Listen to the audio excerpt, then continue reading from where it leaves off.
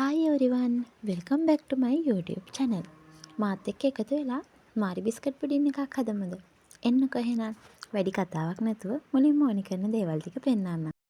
මම මෙතන අරගෙන තියෙනවා fresh milk මිලිලීටර 400ක්. ඒ වගේම Astra එකක් අරන් තියෙනවා. මේක ග්‍රෑම් 100.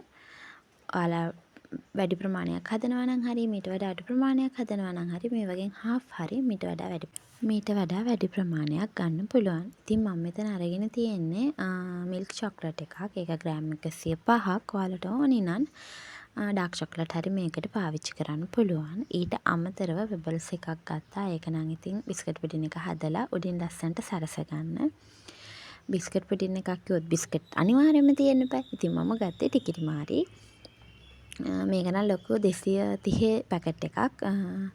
ඊට අමතරව අයිසින් ෂුගර් ගන්නවා. අයිසින් ෂුගර් නම් මෙතන තියෙන ග්‍රෑම් 250.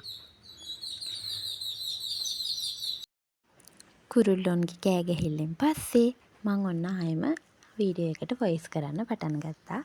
ඉතින් මෙතනදි කරන්නේ අපි ගත්ත බටර් ටික හොඳට මික්ස් කරගන්නවා අයිසින් ෂුගර්ත් එක්ක.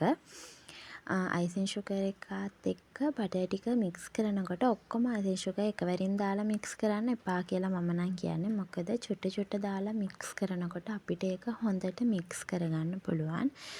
කොහොම හරි අපි අයිසින් ෂුගර් ටිකයි අපි ගත්ත ඇස්ට්‍රා ටිකයි හොඳට මික්ස් කරලා මෙන්න මේ මම පෙන්නන පදම වගේ එනකන් හදාගන්න. එතකොට ඔයාලට හරිම ලේසි අපි බිස්කට් පුඩින් එක හදන වෙලාවට ඒකට ඩෙකරේට් කරන්න. මේ පේනවා නේද හරිම පදම. ඉතින් මේක කිසිම ප්‍රශ්නයක් නැතුව අපිට අපේ බිස්කට් පුඩින් එකට ඇප්ලයි කරන්න පුළුවන්. ඊට පස්සේ මම මෙතනදි කරන්න හදන්නේ අපි ගත්ත චොක්ලට් එක ඩබල් බොයිල් කරගන්න.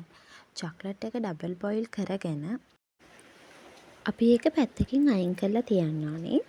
අපිට මේක ආයෙ ඕනේ වෙන්නේ අපි බිස්කට් පුඩින් එක හදන වෙලාවට.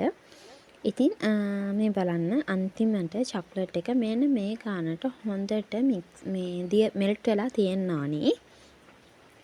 ඉතින් දැන් අපි බලමු කොහොමද අපේ බිස්කට් පුඩින් එක අපි හදන්නේ කියලා. ඔහොමම බලාගෙන ඉන්න. මීට වඩා ලේසි ක්‍රමත් ඇති.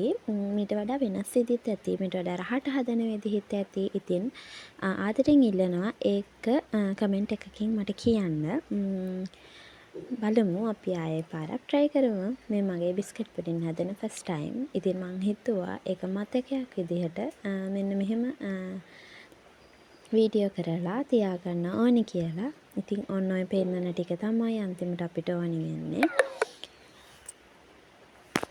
මුලින්ම මම මෙතනදි කරන්නේ මම ගත්ත බිස්කට් ටික කිරි එකේ හොඳට පොඟව ගන්නවා. පොඟවලා ඉවර වෙලා අන්න ඔය වගේ ඉතින් අපි ගත්ත ලස්සන කප් එකට ඔය ටික ලස්සනට පිළිවෙලට අඩු කරගන්නවා. ඉතින් වීඩියෝ එක බලාගෙන ඉන්න කියලා ආදරෙන් ඉල්ලනවා.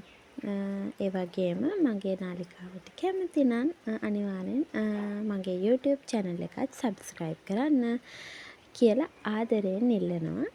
Thank you for watching.